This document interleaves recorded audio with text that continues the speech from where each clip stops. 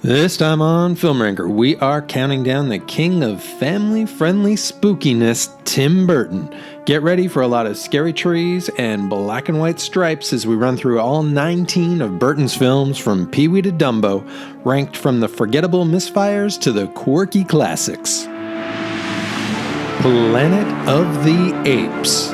Burton is a master of misguided remakes, but this is by far the worst. The script is questionable, Wahlberg was terrible casting, the apes seem like they're soulless. There's been a lot of talk about studio interference, but no matter whose fault this one was, this movie is to the Planet of the Apes franchise as Roland Emmerich's 1998 travesty was to Godzilla. Alice in Wonderland. This is kind of everything we didn't want in an Alice in Wonderland movie. Burton's sequel/alternative version takes all of the wonderful nonsense and forces the movie to grow up too fast. The stuff with the Jabberwocky's fine, but we want way more stops along the journey and we don't need explanations, especially for the Mad Hatter. Underland is not nearly as much fun as Wonderland. The Corpse Bride. This is Burton's attempt to take a shot at directing stop motion after Nightmare Before Christmas became a huge hit. He wrote the story for that one, but he didn't actually direct it. And the movie looks cool, but the songs fall flat, and the story feels too small, too messy, and also not at all romantic. It's basically the story of a boring guy who ends up with the best of two purely transactional arranged marriages. The movie is just as much fun as that sounds. Charlie and the Chocolate Factory. This actually isn't a terrible movie. It just isn't anywhere near as good as the beloved original. Deep Roy's pretty great, and his songs are cool, but we don't want those songs. We want Oompa Loompa Doopity Doo. The same goes for the kids, and the same goes for the general story. Wonka, however, is just plain worse. While Gene Wilder was a lovable, wondrous psychopath, Depp is just a straight-up weirdo. Just because you can remake something doesn't necessarily mean that you should. Dark Shadows. This one was a lot better on the second watch. Pfeiffer is great in a subtle way. Depp and Eva Green are also great, but not in at all a subtle way. The biggest problem is trying to adapt something that works really well as a long, drawn-out soap opera and then fit that into the pacing of a 2-hour movie. Some of the individual scenes work, but the package doesn't really. Big Eyes. Burton's second time working with the writing team behind Ed Wood is not nearly as successful. It's not a bad movie, just not a very Tim Burton-y one. Christoph Waltz is pretty good as the jerk husband, and Amy Adams is terrific as the more talented wife that stands up to him, but the story all feels just a bit too made for TV. It's kind of telling that this is probably the most easily forgotten film on the list. Sleepy Hollow. It looks really pretty. So pretty, in fact, that it won a bunch of Oscars for how pretty it is, but unfortunately the story is a lot more dull than the sets. It falls into that late 90s, early 2000s trap of turning everything into a police procedural. Worse yet, it adds about 90 minutes of exposition to a story that is really only 20 minutes long, and it sells out the original ending that was kind of the whole reason people liked the original. Nobody has ever said, I really like the middle bit of Sleepy Hollow where he chats with the villagers. I'd love way more of that. Dumbo. This might be the best of all of Tim Burton's remakes, which I know is kind of a backhanded compliment, but it's a fine movie. It just plays everything a little bit too safe, so nothing that happens really has that much of an impact. On the plus side, visuals are great, the elephant is crazy adorable, and both Michael Keaton and Eva Green do a pretty good job. The highlight of the movie, though, is Alan Arkin, who basically just plays himself. Miss Peregrine's Home for Peculiar Children. This is kinda Tim Burton's X-Men, where instead of being mutants, everyone is a 1940s child with a creepy secret living in a Victorian mansion.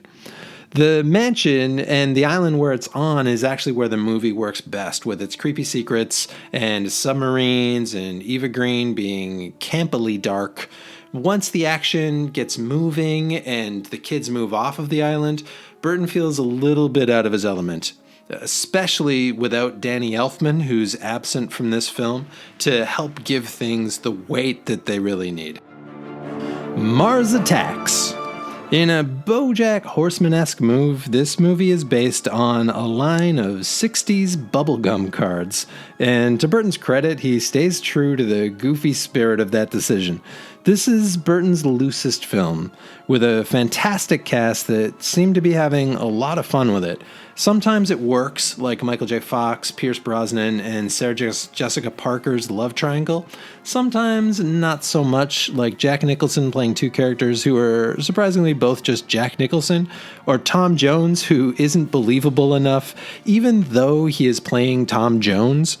Although even the bits that don't work kinda still do work in the fun B-movie so bad that it's good way that Tim Burton's going for. Frankenweenie. Burton's remake of his 1984 short film is one of his two Frankenstein movies. Though while Edward Scissorhands focuses on the monster, this one's from the point of view of the doctor. And it's a really nice retelling of a classic tale for kids. It's short and sweet with memorable characters and a nice message about the importance of science. Landau is the real highlight of the movie as a teacher who has zero patience for stupid people.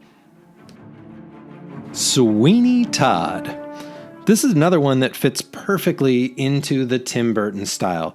It's a small, dark musical on a small, dark set with roles that are perfect fits for the Tim Burton players. And while Depp and Bonham-Carter both do surprisingly well with the musical numbers, the kid that plays Toby is really the unheralded MVP of the film. He helps keep all of the craziness grounded while also being the best singer of the bunch.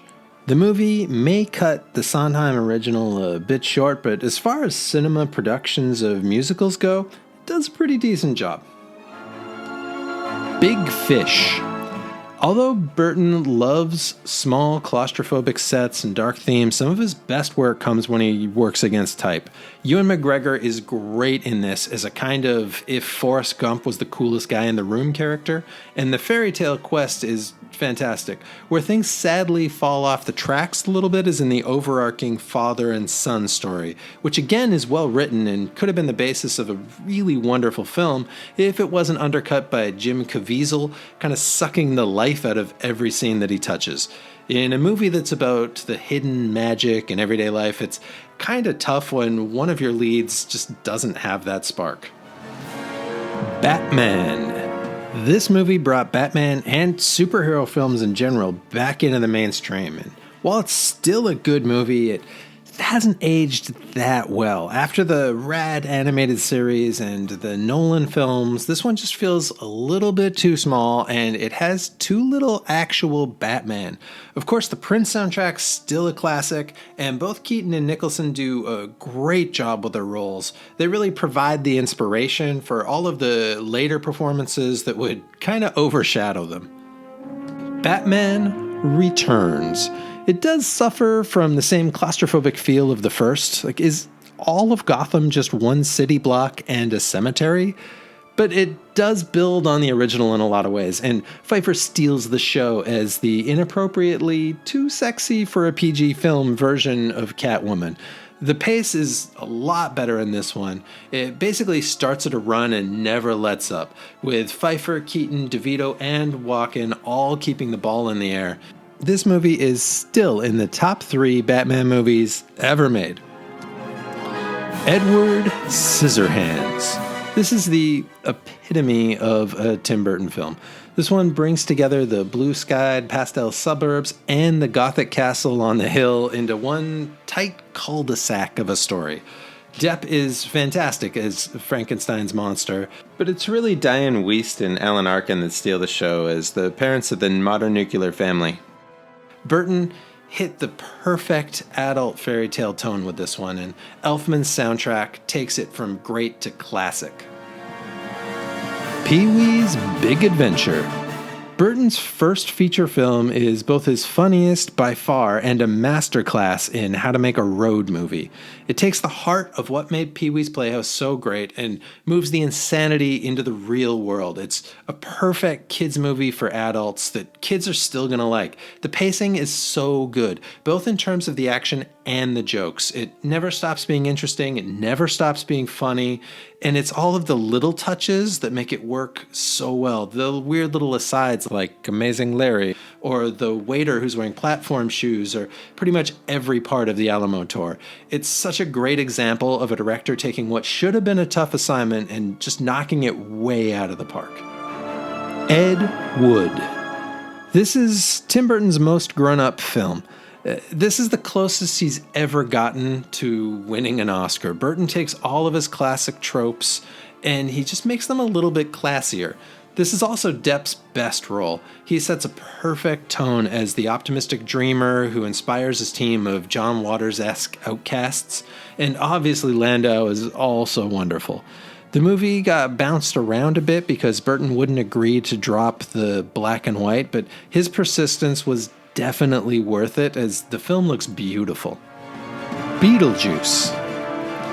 Burton is at his best when he's making either kids' movies for adults or adult movies for kids, and Beetlejuice is kind of both. It's a tight 90 minutes of the best examples of everything that Tim Burton would later become known for. The design's quirky in all the right ways, Elfman's soundtrack's phenomenal, and the mundane twist on a creepy scenario works especially well with Baldwin and Davis as the leads. Keaton was robbed this year for Best Supporting Actor. He plays Beetlejuice like an atom bomb. He actually has very little time on screen, but when he is, it's almost too much for the film to handle. Burton's best choice in this movie was to hold him back until the very end. Once Beetlejuice is let loose, there was just nowhere else for this movie to go. And that brings us to the end of another countdown. If you liked it, let me know, or maybe let other people know, or even just let yourself know, and then go check out the channel for more stuff you might like.